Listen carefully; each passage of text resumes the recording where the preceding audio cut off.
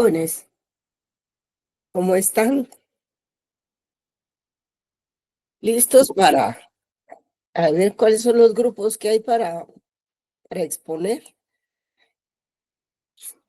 Buenas tardes, licenciada. Buenas tardes, mi estimado Kim. ¿Tiene alguna sugerencia? Ya los chicos ya habían platicado con usted Sí, sobre licenciada, no hay una las sugerencia, exposiciones. pero Sí, sí ya tenemos aquí los grupos que van a exponer el día de hoy. No sé si ya estarán los coordinadores dentro de la sesión, perdonen. pues no sé. Eh, ya, licenciada, el grupo 11 de mi parte ya estamos. Ah, excelente, muy bien. Muy bien. El primer grupo es el grupo 11, que es acerca del Programa Internacional para la Erradicación del Trabajo Infantil. Licenciada, solo disculpe, un compañero que va a presentar de nosotros no lo ha aceptado todavía. No ha ingresado, no es Flor No, de María Morales. Aquí vienen algunos. Pablo René, Juan se llama Manuel. Eric. Sí, no, parece que no hay ingreso. Eric, ¿qué se llama él? Eric ¿Qué? Castellanos. Sí, sí, es Ahí él. está, Ah, bueno, está adentro. ya, Sí, aquí ya estoy gracias. acá, gracias. Hable, Eric. ¿Qué Sí, tal, ahí está. licenciada? Ya estoy acá. Ah, muy bien. Ya me dice cuando empiezo a compartir. Mucho gusto, sí. Vamos a ver cuántos alumnos tenemos. Como es la sección H, tenemos 45. Si gusta, esperamos 5 minutos. No sé qué tan amplia es la exposición. No, no es muy amplia, licenciada. No es muy amplia, bueno. Entonces, si ustedes gustan, esperamos 5 minutos para que ingresen algunos compañeros más de ustedes, ¿no? Está bien. Así estamos, así está más o menos completo el grupo que va a escuchar la exposición y también quienes lo van a exponer. Muy bien, joven, esta así que es tremenda, ¿verdad? Por, por poco no llego. Es difícil realmente el agua. Y hasta cayó una granizada por ahí. Entonces, van a exponer sobre el trabajo infantil, cómo evitarlo, ¿verdad? O combatirlo, el Es acerca de un trabajo programa, licenciada, de la Organización Internacional del Trabajo. de la OIT. Ah, bueno, Sí, no sí, es UNICEF. No, no. Aunque UNICEF también colabora, pero principalmente es la OIT. Ah, excelente, muy bien. Sí. Eh, pues ya tenemos casi 50 alumnos. Si gustan, pues vamos a ver, sí, para que nos dé tiempo, ¿verdad? Ah, muy bien. Entonces, Eric, si puedes compartir. Sí, Sí, ahorita va a empezar, solo Safari me está pidiendo permisos. Ahorita voy a compartir. está bien, sí, sí. Dale.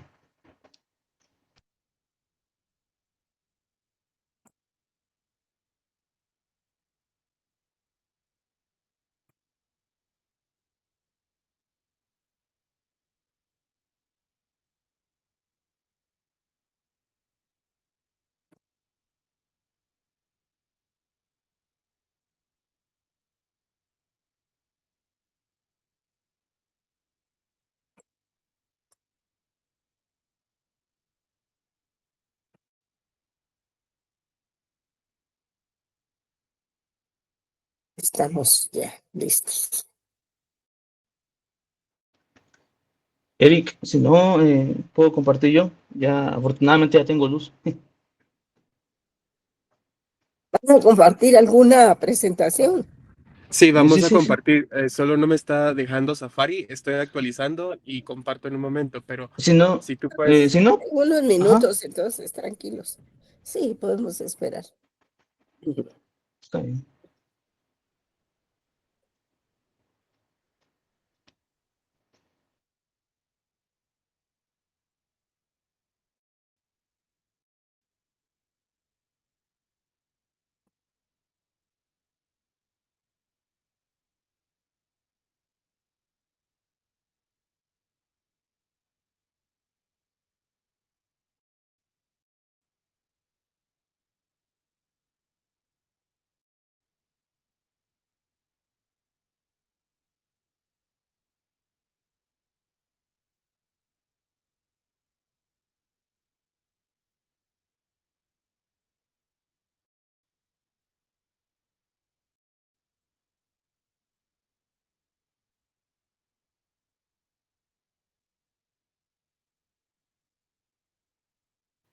Licenciada, solo disculpe, Sí, hay una compañera de nuestro grupo que también está esperando acceso.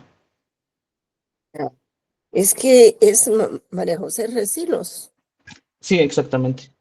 Es que no sé por qué ella, vamos a ver, está transcribiendo la reunión Licenciada, y no es voy a autorizado. salirme.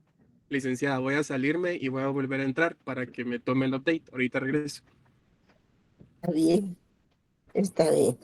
Vamos a esperar, no hay problema.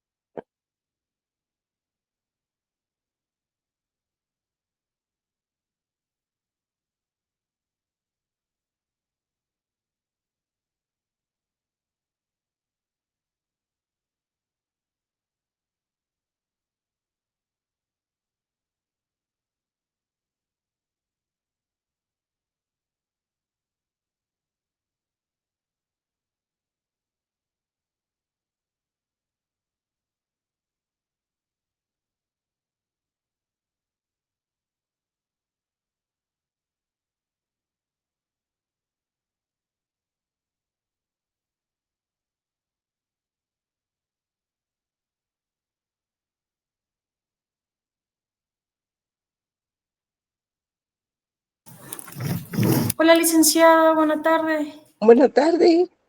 Licenciada, disculpe, fíjese que am, yo me estaban comentando mis compañeros que fue por la transcripción de la clase. Es que fíjese que será ignorante en el tema o al parecer con esto, pero es una herramienta que es como una extensión para transcribir las clases. Sin embargo, no puedo quitarla, no puedo pausarla. No es ninguna grabación de video ni nada. No, es que como este no es, digamos, un evento así para editarse, ¿verdad?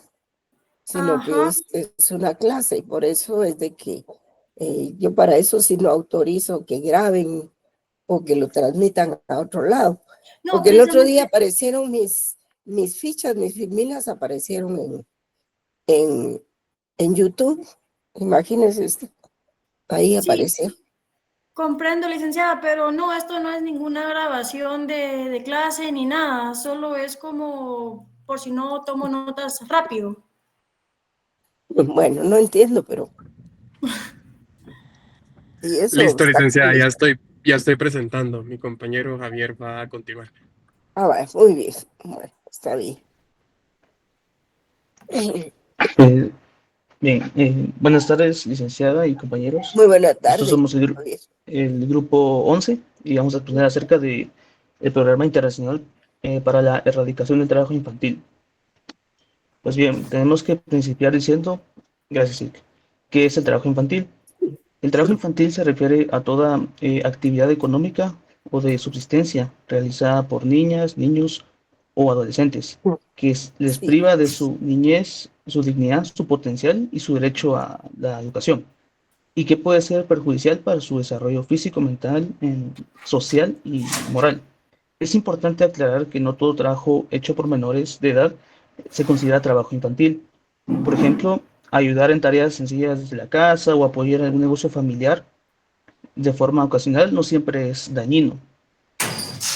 Siguiente, por favor. Ya, pues, bien, con respecto a qué es el IPEC, el Programa Internacional para la Erradicación del Trabajo Infantil, IPEC por sus siglas en inglés, es una iniciativa creada por la Organización Internacional del Trabajo en 1992.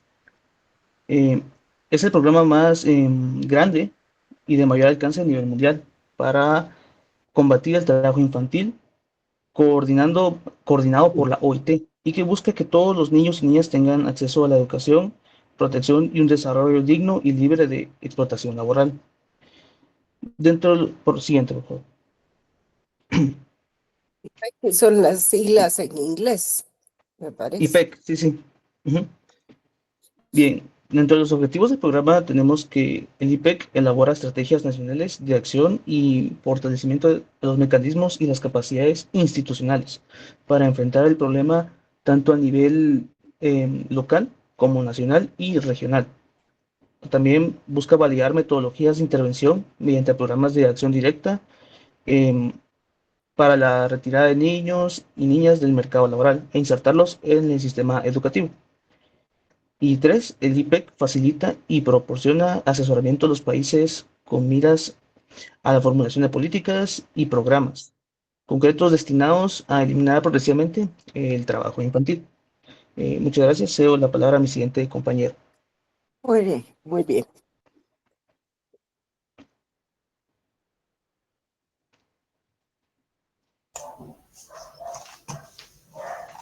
Buenas tardes, licenciada y compañeros.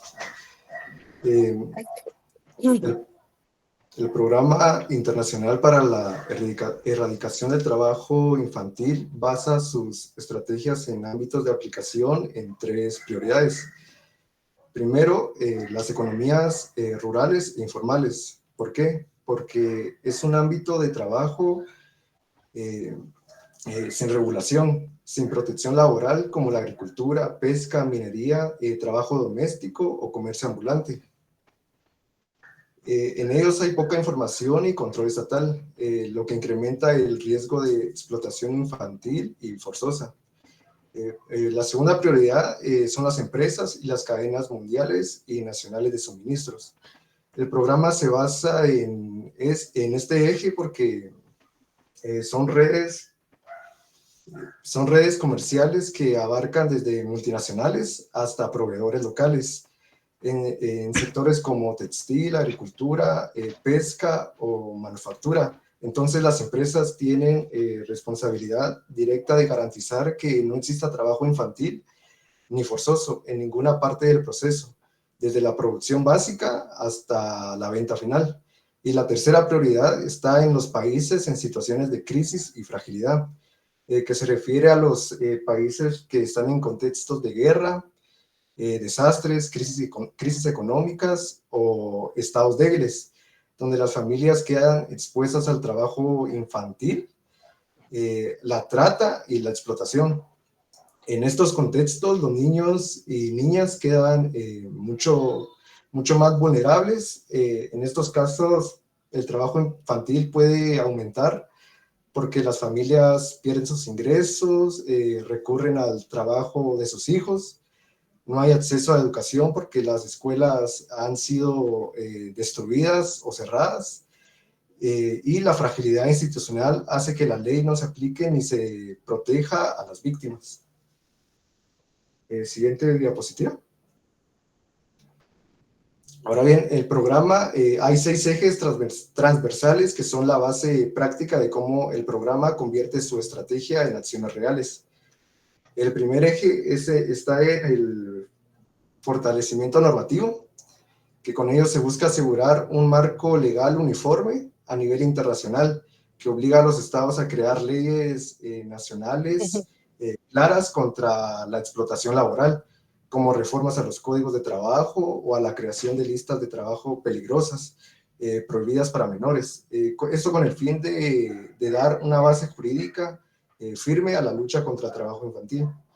El segundo eje está en el diseño de políticas, planes y fortalecimiento institucional.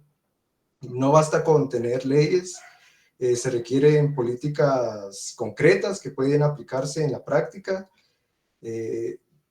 Este eje impulsa que los gobiernos elaboren planes de acción nacionales con metas claras, presupuestos asignados y mecanismos de evaluación de avances. Por ejemplo, aquí en Guatemala se aplicó un modelo de identificación de riesgo de trabajo infantil, esto a nivel municipal. Esto para focalizar recursos en los departamentos con más casos de trabajo infantil. El tercer eje está en la alianza y cooperación internacional. El trabajo, aquí lo que se busca es que el trabajo infantil, como es un fenómeno global que ningún país puede erradicar por sí solo, este eje promueve que la cooperación y la creación de alianzas se reúnen reúne a empresas, gobiernos, a sindicatos y a ONGs y a organismos internacionales para que estos hagan una estrategia conjunta. El cuarto eje encontramos la participación de empleadores y trabajadores. En este eje encontramos a los gobiernos, empleadores y sindicatos que deben trabajar juntos. Porque, por ejemplo, los sindicatos tienen un papel central en la sensibilización y denuncia y defensa de derechos de los niños y adolescentes, mientras que los empleadores tienen que asumir la responsabilidad sobre sus cadenas de suministro, evaluando la estipulación en sectores de alto riesgo como el café, cacao o la minería. El quinto eje encontramos la producción de datos, conocimiento e innovación. Aquí lo que se busca es, para combatir el trabajo infantil, se necesita información precisa que permita entender la magnitud del problema y diseñar políticas efectivas. Por ejemplo, la OIT publica cada cierto tiempo las estimaciones mundiales sobre el trabajo infantil, que sirven de base para que los países diseñen sus planes para la erradicación de esto. Y el último eje encontramos las respuestas a situaciones de crisis, que estas son respuestas inmediatas. Por ejemplo, se busca que en los contextos de crisis como migraciones, guerras, desastres, pandemias, el riesgo de trabajo infantil aquí se dispara. Entonces, el programa busca adaptar sus acciones a las emergencias, protegiendo a los más vulnerables, en este caso a los niños, de manera rápida y específica. Por ejemplo, durante el COVID-19 se implementaron programas de vigilancia laboral, transferencias económicas y refuerzo de protección social y diálogo social, y esto dirigido a los niños. Gracias, licenciada. Gracias.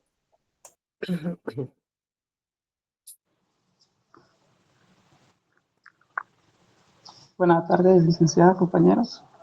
Buenas tardes.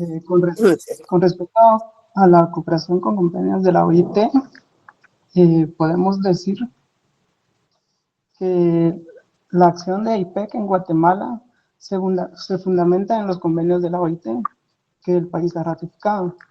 Estos instrumentos jurídicos internacionales establecen las bases para las políticas nacionales en materia de trabajo, incluyendo la prohibición y erradicación del trabajo infantil. Los convenios más relevantes en este contexto son Convenio 29 sobre el trabajo forzoso. Este convenio prohíbe el uso de trabajo forzoso u obligatorio. Aunque no se refiere directamente al trabajo infantil, muchas de sus peores formas, como la servidumbre por deudas o el trabajo en condiciones de esclavitud, entran en la categoría de trabajo forzoso. La erradicación de estas prácticas es un pilar de la IPEC. Artículos claves del convenio 29. Artículo 1. Este artículo establece la obligación principal de todo Estado miembro que ratifique el convenio de suprimir el empleo de todas las formas de trabajo forzoso u obligatorio en el plazo más breve posible. La prohibición del trabajo forzoso es fundamental para erradicar las peores formas de trabajo infantil, ya que muchas de ellas, como la esclavitud, la trata de niños o el reclutamiento forzoso para conflictos armados, son una forma de trabajo forzoso. El artículo 2 define el trabajo forzoso u obligatorio como todo trabajo o servicio exigido a un individuo bajo la amenaza de una pena cualquiera y para el cual dicho individuo no se ofrece voluntariamente. Esta definición es clave para identificar y combatir las prácticas de explotación que afectan a los niños, quienes a menudo son sometidos a trabajos sin su consentimiento y bajo condiciones de coerción. El artículo 4, versa sobre la prohibición de imponer o permitir que se imponga trabajo forzoso para el beneficio de particulares, compañías o personas jurídicas de carácter privado. En el contexto del trabajo infantil, esto es crucial, porque esta evita la explotación de niños en actividades económicas privadas. En cuanto a otro convenio, está el convenio 105 de la OIT sobre la abolición del trabajo forzoso. No se centra exclusivamente en el trabajo infantil, pero sus principios son cruciales para combatir las peores formas de explotación que afecta a los niños. Guatemala ratificó este convenio el 9 de diciembre de 1959. Algunos artículos clave que son relevantes para el trabajo infantil. Está el artículo 1.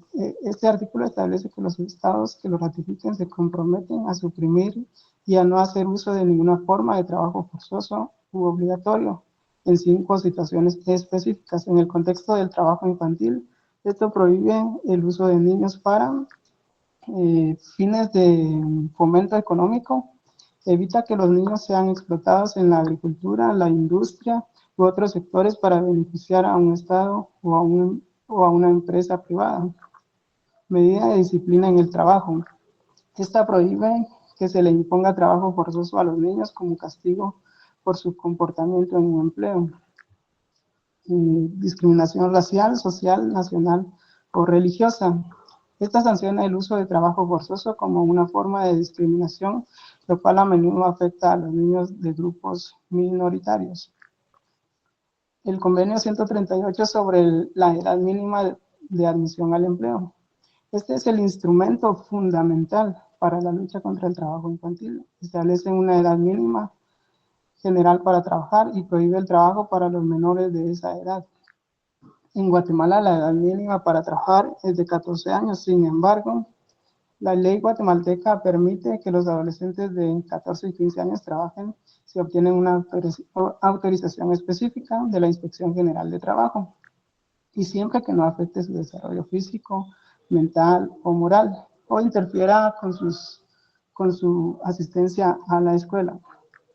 2 artículos claves de este convenio son el artículo 1, el que obliga a los estados a seguir una política nacional destinada a asegurar la abolición efectiva del trabajo infantil y elevar progresivamente la edad mínima de admisión al empleo.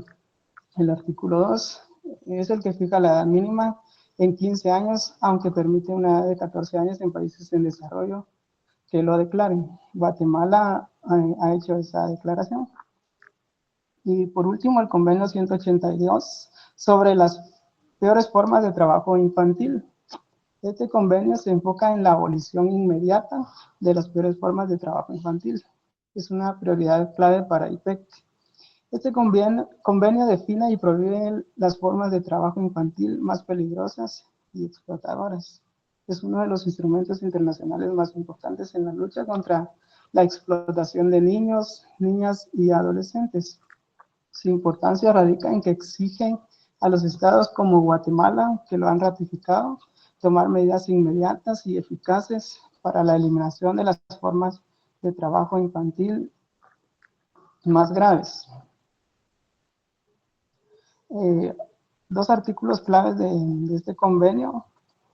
Podemos destacar el artículo 1. Este artículo dice que los estados están obligados a tomar medidas inmediatas y eficaces para asegurar la prohibición y la eliminación de las peores formas con carácter de urgencia.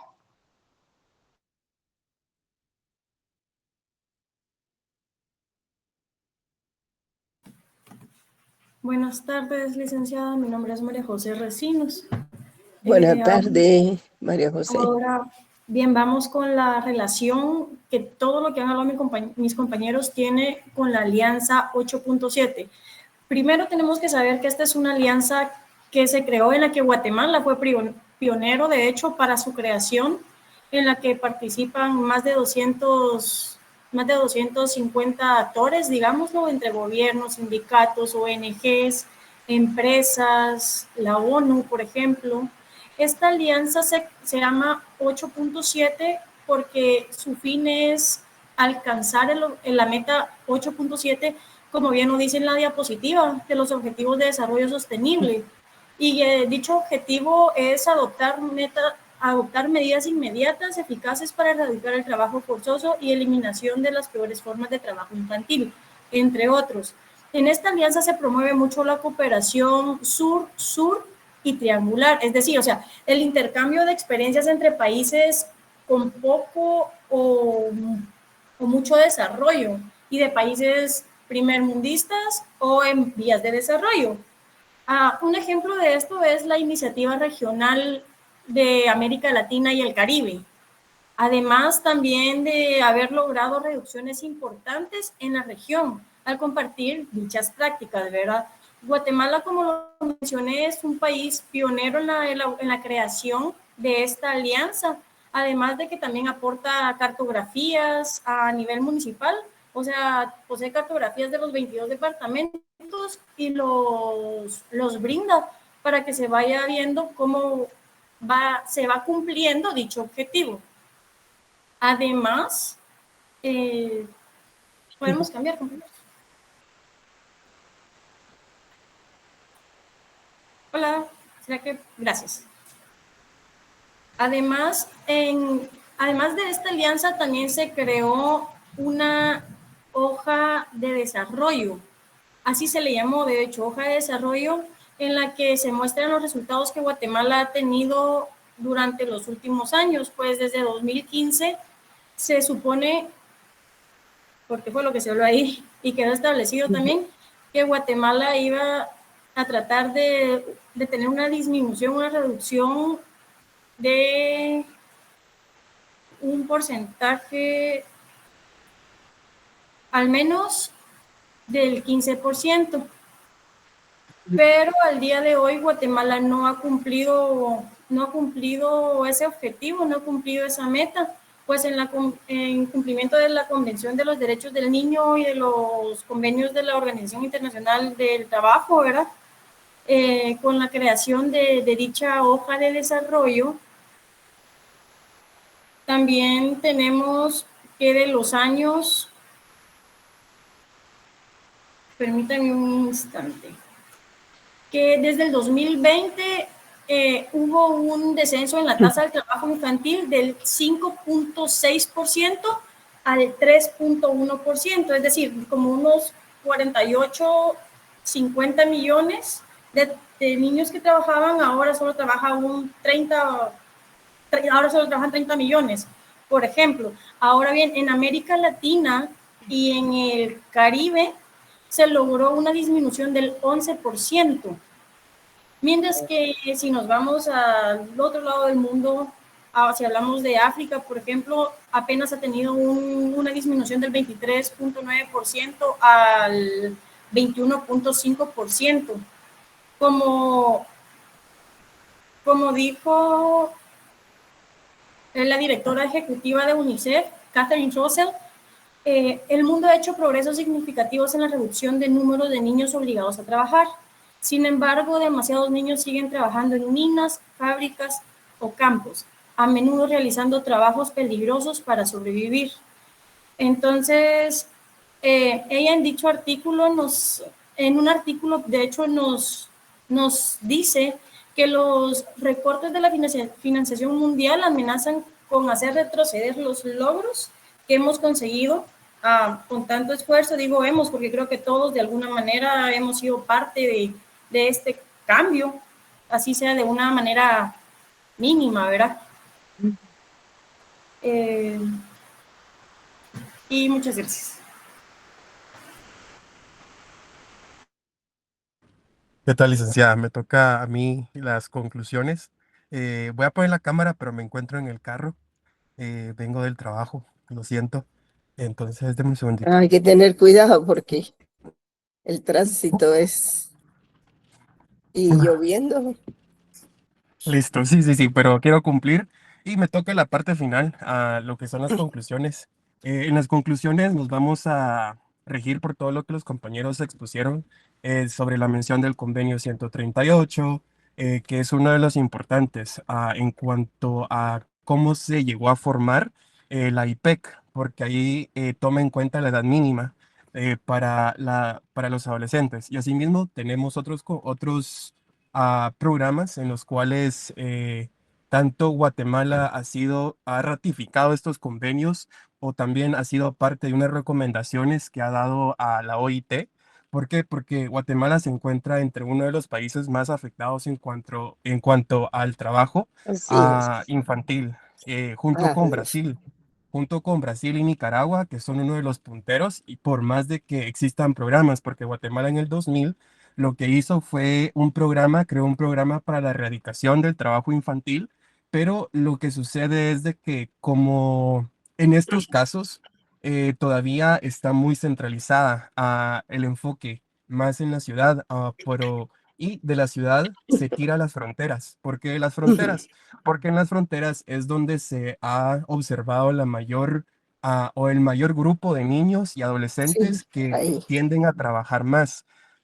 Y tienden a empezar en una edad muy temprana a poder laborar, Perdón. ya sea para poder apoyar en la casa o incluso también durante mi investigación me metí a YouTube y me metí al canal Pues, directo de la OIT y ahí tienen como unos reportajes y me llamó la sí, atención que tenía un reportaje sobre Guatemala, pero el reportaje de Guatemala no era sobre el trabajo infantil que realizan las niñas en casas para poder apoyar a la familia, sino más que todo era como Guatemala funciona como un puente para una de las peores formas de trabajo infantil, que es ya sea la trata o también la prostitución, que sí, gran parte de estos temas son tabú en Guatemala. Yo creo que es una cadena de dominó, porque una cosita va a tirar la otra y va a tirar la otra. Y si no logramos tener esa educación en cuanto a los los métodos en los cuales la trata de blancas funciona, ¿verdad? Ya sea por secuestros o ya sea porque las mismas familias venden a sus hijas porque les prometen que van a ir a trabajar para limpiar una casa, pero cuando se enteran están trabajando de otra cosa, ¿verdad? Perdón, también me encuentro un poco enfermo. Y en el eje doctrinal y sociológico es justo lo que les mencionaba, que la presencia del trabajo infantil en Guatemala está vinculada directamente con la pobreza estructural. Ah, Hemos sido olvidados en cuanto al sueldo mínimo en Guatemala. Últimamente ha incrementado, pero con ese incremento no es suficiente. Y tenemos la economía formal y la economía informal. Y gran ah, parte de la sí. pobreza y el trabajo infantil se encuentra en la economía informal. Entonces, viene ligado al derecho administrativo, ¿verdad? Por eso me gustó bastante este tema, porque estamos en Derecho Internacional Público 2, pero nuestro tema en sí está ligado con el derecho administrativo. ¿Por qué? Porque el Estado es el encargado de proveer al niño de todo, con todas los recursos para pues, su desempeño a nivel educativo, a nivel deportivo también, porque hay mucho talento, pero lastimosamente, como les decía, está muy centralizado y tendemos a olvidar esos pueblos mayas, esos pueblos mestizos que no tienen ese alcance a una educación que les va a enseñar los valores y qué es en sí lo que les va a abrir mejores puertas para su desarrollo. Y por último, yo creo que ahí ya me extendí. Les voy a poner el videíto ah, déjenme un Cuidado segundo. con el tránsito. Les voy a poner un videíto para que lo vean. Es de 11 minutos, es mucho. Entonces voy a poner los Está bien. primeros 5 para que me dicen si lo escuchan.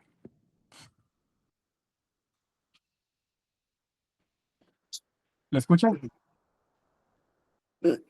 Se ve, pero no se escucha. No sé si están hablando o no. Pero por las imágenes uno puede darse cuenta realmente de lo que está pasando ahí. Denme un momentito, ahorita se los voy a compartir. Tenga Vamos a cuidado ver. con el tránsito porque Denme un a mí me momentito. preocupa eso. Está parado, licenciada. Está Ah, parqueado. va, muy bien. Denme un momentito que no me Tranquilo, permite. calmado.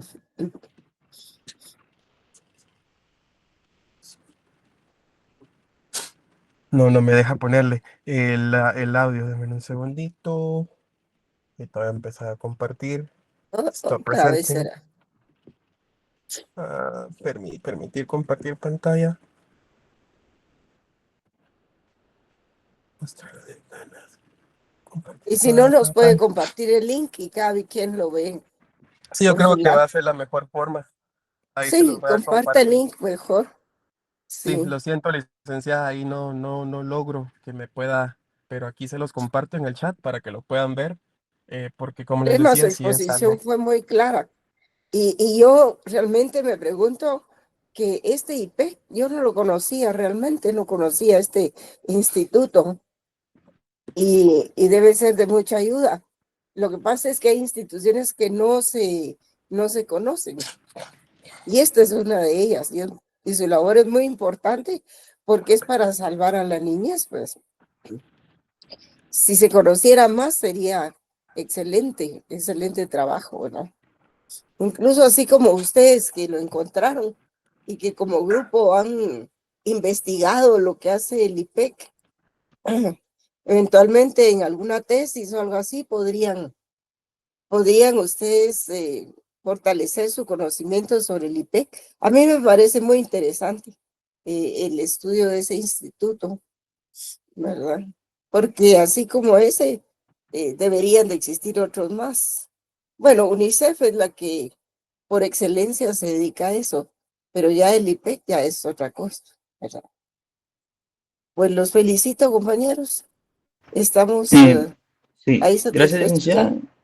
Y con eso damos por concluido nuestra presentación. Gracias, compañeros, Muy también. bien, muy bien, jóvenes. Estén bien. Gracias por la presentación. Ujú.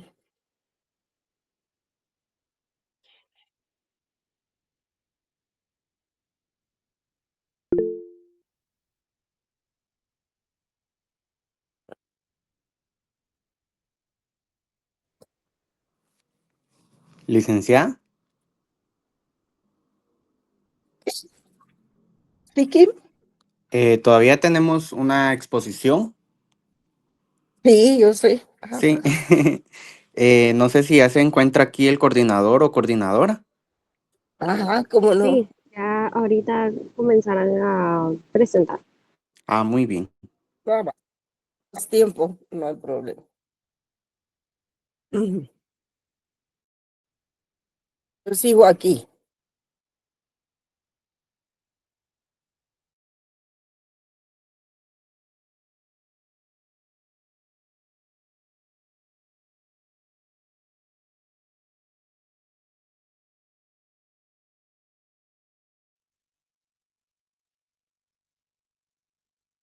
Bien, aquí estamos. Muy buenas tardes, licenciada, Muy también buenas licenciado tardes. Jorge y a cada uno de los compañeros. Nosotros somos el grupo número 9 y en este caso pues nos corresponde desarrollar el tema sobre la Convención Americana de los Derechos Humanos. Entonces, como ya es de nuestro conocimiento, la Convención Americana de los Derechos Humanos es una convención que protege y ampara los derechos humanos, pero para haber llegado a poder adoptar esta convención se tuvo que pasar por ciertos sucesos, por lo cual estaré desarrollando los antecedentes históricos. Siguiente diapositiva, por favor. Entonces, como primer antecedente tenemos la Conferencia Interamericana sobre los problemas de la guerra y de la paz, el cual fue celebrado en el Estado de México en el año de 1945. Y pues en esta conferencia se proclamó la adhesión de las repúblicas americanas para los principios los cuales darían origen a la vigencia de los derechos esenciales del hombre. Seguidamente, pues tenemos la 9ª Conferencia Internacional Americana que fue celebrada en Bogotá, Colombia, en 1948.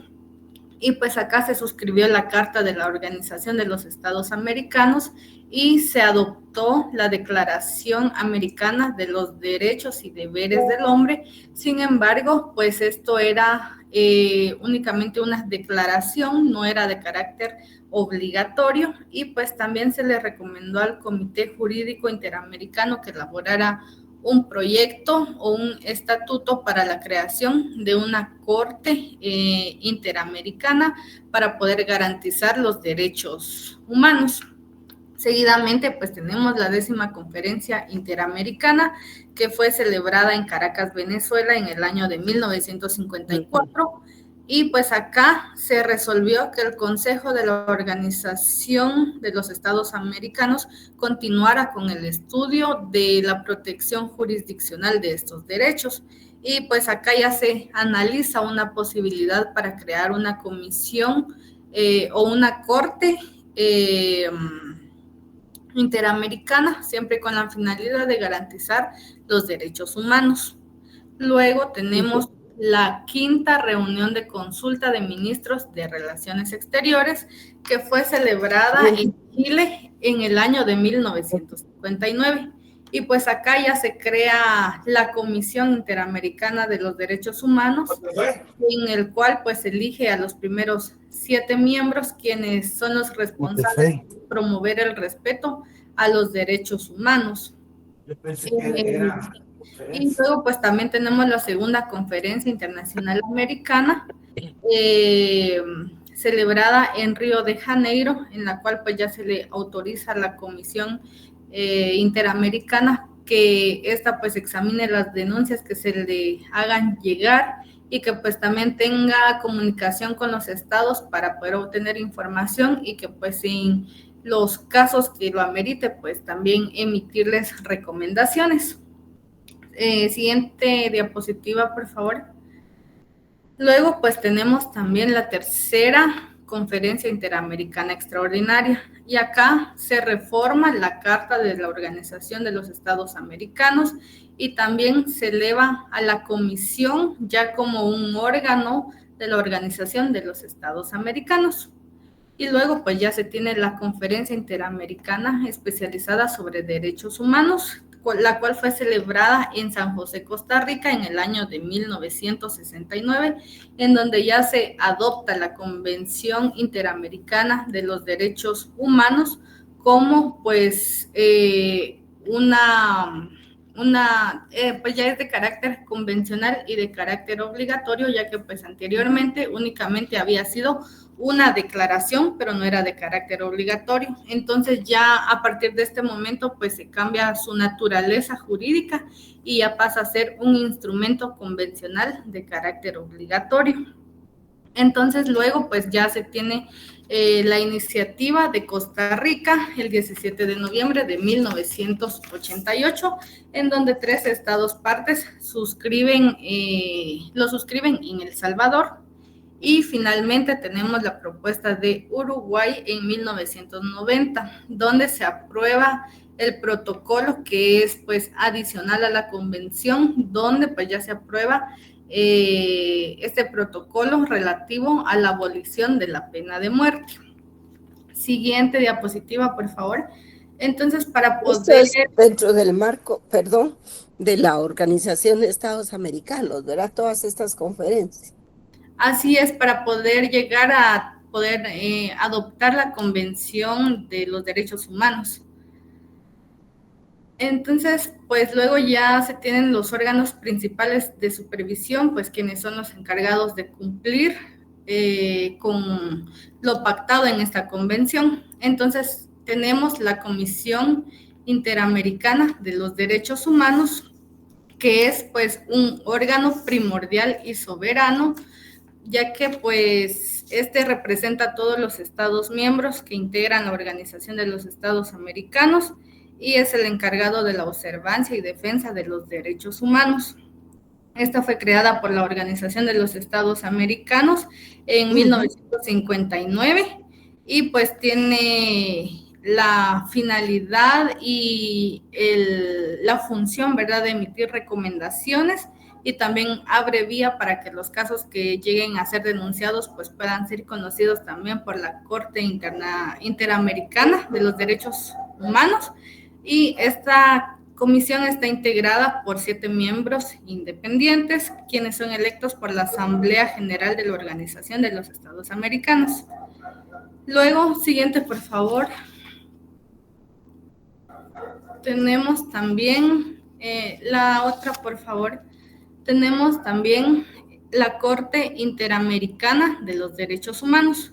Y pues esta corte ya tiene una función eminentemente jurisdiccional, tiene una competencia contenciosa y es la encargada de analizar y de aplicar la Convención Americana de los Derechos Humanos.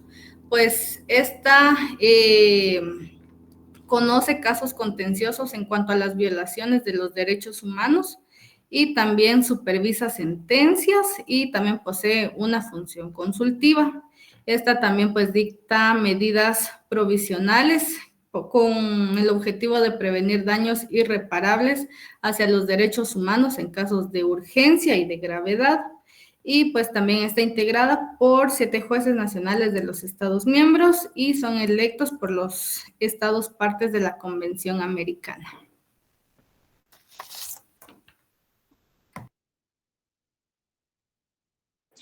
¿Con eso concluye?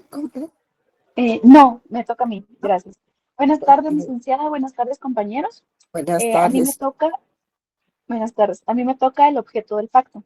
El Pacto de San José tiene como finalidad fundamental, 1, establecer el régimen vinculante de protección internacional de los derechos humanos. Esto basándose en que no nacen de la calidad de ser ciudadano de un Estado, sino que tienen la dignidad intrínseca del ser humano. Como segundo punto es consolidar un régimen democrático justo en el continente americano que garantice la libertad personal y la justicia social mediante el respeto a los mecanismos de los derechos esenciales del ser humano. Como punto 3, crear mecanismos institucionales efectivos para supervisar el cumplimiento de la protección de los derechos a través de la Comisión y la Corte Interamericana de Derechos Humanos. Siguiente, por favor.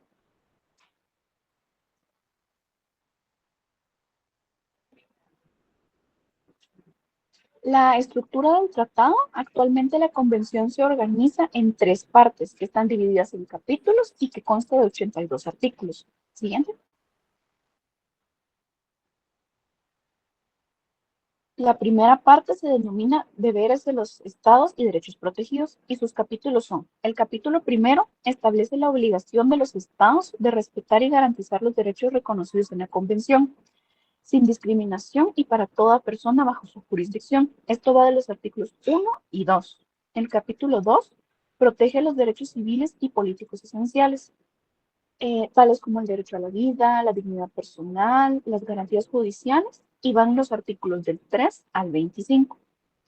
El capítulo 3 aborda los derechos económicos, sociales y culturales, comprometiéndose los estados a su progresiva realización mediante las medidas internas y la cooperación internacional. Esto está en el artículo 26. El capítulo 4 establece las condiciones sobre la suspensión de garantías en emergencias, en normas de interpretación, alcance de restricciones y reconocimientos de otros derechos. Esto va del artículo 27 al 31. Y el capítulo 5 reconoce deberes correlativos de las personas frente a la familia, frente a la comunidad y frente a la humanidad. Este en el artículo 32. ¿Sí? La segunda parte son los medios de protección. El capítulo 6 define órganos encargados de proteger los derechos, tales como la Comisión Interamericana de Derechos Humanos y la Corte Interamericana de Derechos Humanos. Esto se encuentra en el artículo 33. El artículo 7 detalla la organización, funciones, competencias, procedimientos de la Corte Interamericana de Derechos Humanos. Esto se encuentra en el artículo 34 al 51. El capítulo 8 expone la organización, funciones, competencias, procedimientos de la Corte Interamericana de Derechos Humanos. Se encuentran de los artículos 52 al 69. Y el capítulo 9 contiene las disposiciones generales sobre ambos órganos y la inmunidad diplomática de sus miembros. Esto es del artículo 70 al 73. Y la tercera parte, la última, son las disposiciones transitorias. Está el capítulo 10, que regula las cuestiones sobre firma, ratificación, reservas, enmiendas y los protocolos del tratado. Esto va del artículo 74 al 78 y incluye disposiciones transitorias relativas a la Comisión y a la Corte, que son los artículos 79 al 82. Gracias. Este análisis de estos artículos es del Estatuto de de la comisión, ¿verdad? De la Corte Interamericana de Derechos Humanos. Eso es lo que estamos analizando aquí, ¿verdad? Los Sí, así es, estatutos, licenciada. ¿verdad? Muy bien, muy buen análisis, me parece, muy completo. Bueno, licenciada, yo les voy a hablar sobre la crítica, recomendación y la conclusión. Y ya culminamos. Está bien. Gracias, licenciada. Bueno, crítica. En general, a pesar de su papel central en la protección de los derechos humanos en el continente, el Protocolo de San José enfrenta serias limitaciones que afectan su efectividad y credibilidad. La falta de ratificación universal, especialmente por parte de países influyentes como Estados Unidos y Canadá, crea un vacío en la cobertura del sistema interamericano. A esto se suma el retiro o desconocimiento de la jurisdicción de la Corte Interamericana por algunos estados, lo que debilita aún más el marco de protección regional, además del cumplimiento parcial o tardío de las sentencias, la lentitud burocrática de los procesos y el escaso conocimiento ciudadano sobre sus derechos y los mecanismos para hacerlos valer revelan una estructura frágil que en muchos casos no logran garantizar una justicia oportuna y efectiva para las víctimas. Esas falencias estructurales ponen en entredicho la legitimidad del sistema que requiere reformas urgentes para fortalecer su capacidad de respuesta. Teniendo esa crítica en cuenta, vamos a la recomendación. Como recomendación es fundamental emprender una reforma integral que fortalezca la efectividad del sistema interamericano de derechos humanos. Para ello se recomienda que los Estados miembros adopten mecanismos internos claros para asegurar el cumplimiento inmediato y completo de las sentencias de la Corte. Agilicen los procedimientos mediante herramientas tecnológicas y plazos razonables y establezcan sanciones efectivas frente al incumplimiento. Asimismo, debe promoverse una mayor articulación con otros sistemas internacionales de protección de derechos humanos, así como una profunda campaña de educación y difusión orientada a empoderar a la ciudadanía y facilitar su acceso a la justicia internacional. Solo mediante un enfoque coordinado y comprometido será posible garantizar esa protección real, oportuna y accesible de los derechos humanos en la región. Ahora bien, como conclusión, la Convención Americana de los Derechos Humanos, conocida como el Pacto de San José de Costa Rica, representa un hito fundamental en la evolución del sistema interamericano de protección de los derechos humanos. Su origen se remonta a la Declaración Americana de Derechos y Deberes del Hombre de 1948, pero a diferencia de esta, la Convención tiene carácter vinculante y establece mecanismos institucionales concretos, la Comisión y la Corte Interamericana de Derechos Humanos, para supervisar su cumplimiento. El tratado reconoce que los derechos humanos derivan de la dignidad inherente de la persona y no su nacionalidad, y fija como responsabilidad principal a los estados de su garantía y su protección. Este instrumento consagra un amplio catálogo de derechos civiles y políticos, promueve el desarrollo progresivo de los derechos económicos, sociales y culturales. En el caso de Guatemala, su adhesión formal mediante el decreto 6-78 refleja un compromiso constitucional de la protección de los derechos humanos y la cooperación internacional en esta materia. La aceptación de la jurisdicción obligatoria de la Corte refuerza esa responsabilidad. En conjunto, el estudio del Pacto de San José permite comprender no solo la estructura y sus objetivos, sino también su impacto en la construcción de un sistema regional orientado a la defensa de la dignidad de la persona, en el cual los estados están llamados a cumplir activamente con los compromisos asumidos a favor del bienestar y la justicia de todos sus ciudadanos. Ahora sí, únicamente, licenciada. Muy bien, muchas gracias. Qué bonita la exposición. La verdad es que, al menos a mí que he trabajado esto, me ha quedado muy claro, mucho más claro ahora que antes. Jóvenes, así que los felicito. Muy bonita la exposición, muy coherentes las filminas. Y recuerden, compañeros, que este es un tema de examen, ¿verdad? No lo descuiden. Una preguntita. ¿Cuándo empiezan los exámenes? Es que estoy un poco confundida con las fechas. Inician la Los otra semana, exámenes, licenciada, a los partir segundos del 6. parciales. Empiezan el 6, licenciada, y terminan el 17 de octubre. El 6 empiezan. Entonces quiere decir que el 6 es la semana entrante, Sí, ¿verdad? Quiere decir que ya no tendríamos exposiciones. Estas serían las últimas, mientras pasa el segundo examen parcial. Las que se quedaron pendientes, las trabajaríamos después del segundo examen parcial, ¿verdad? ¿Verdad, profesor Kim? Sí, licenciada, es correcto. Esas Correcto. exposiciones serían después del segundo parcial. Sí. No sé cuántas quedaron pendientes en la sección H, disculpe. En la sección H quedaron pendientes 4 exposiciones. 4 exposiciones. Ah, bueno, entonces esas no podemos dejarlas para la semana entrante porque empiezan los exámenes, ¿verdad? Sí, correcto. Yo creí que, sí, ese fue el error que yo tenía. Creí que la semana entrante todavía podíamos dar clase, pero no, porque sería clase presencial la otra semana. Pero como hay exámenes, entonces no se puede dar la clase. Así es de que entonces esas las dejaríamos para después del segundo parcial. Son 4 exposiciones, ¿verdad? Ya nos falta poco. Lenny, ¿usted quería preguntar algo o sugerir algo? buenas tardes. Disculpe, ¿qué temas son los que van a entrar en el parcial? Porque como las exposiciones fueron muchas, entonces no sé cuáles entrarán. Pues mire, el derecho a los tratados sí va a entrar, ¿verdad? Un poco del derecho a los tratados, un poco de derechos humanos, ¿verdad? De lo que hemos visto, que ya con eso tenemos bastante. Y creo que lo de ayer, lo que vimos el miércoles, no, todavía no entrar en el examen.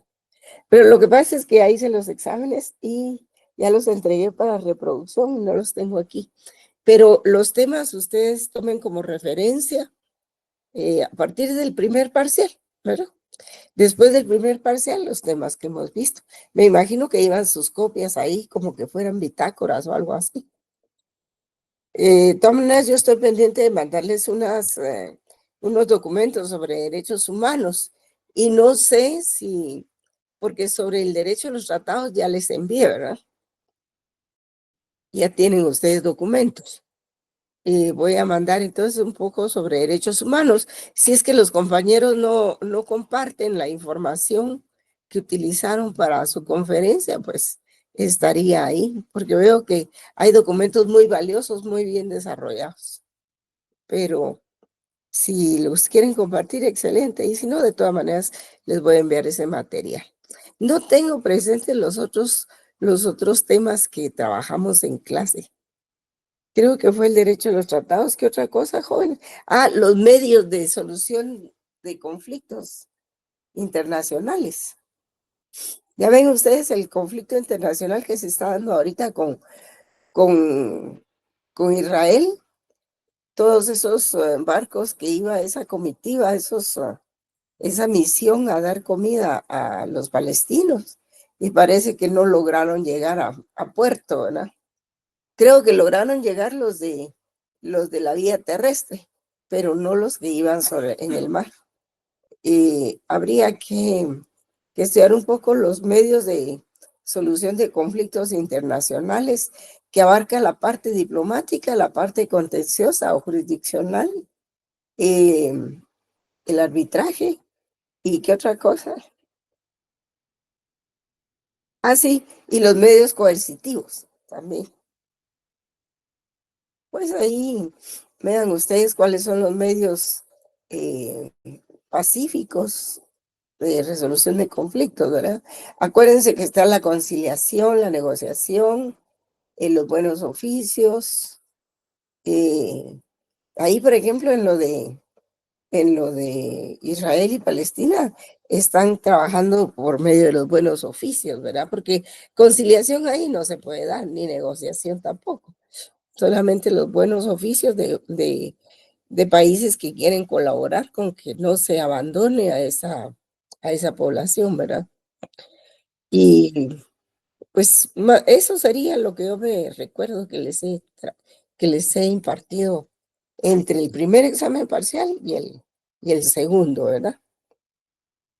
Muy bien, bueno, todo muy bien. Entonces, ya no nos vemos la semana entrante, pues, sino sería hasta el día del examen, ¿verdad? Bueno, hasta luego, compañeros. Y les Nos agradezco vemos, mucho licenciada. Muchas gracias, licenciada. Feliz tarde. Gracias, igualmente. Feliz tarde, licenciada. Feliz tarde, licenciada.